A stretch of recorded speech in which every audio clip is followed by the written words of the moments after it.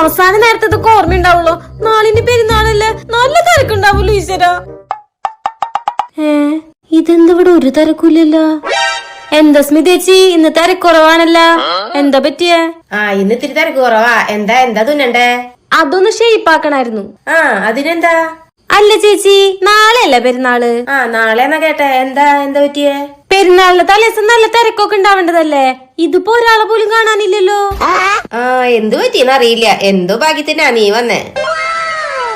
അപ്പൊ ഇതൊന്നും മുതലാക്കണല്ല. ഷേപ്പ് ചെയ്യാൻ എത്ര ചേച്ചി? ഷേപ്പ് ചെയ്യാൻ 80 രൂപ. 80? അതൊന്നും പറ്റില്ല, 20 തരാം. 20? അതൊന്നും ശരിയാവില്ല. അതെങ്ങനെ ശരിയാവും? ശരി, അന്നാ എനിക്ക് തയ്ക്കണ്ട. അയ്യോ വേണ്ട 20.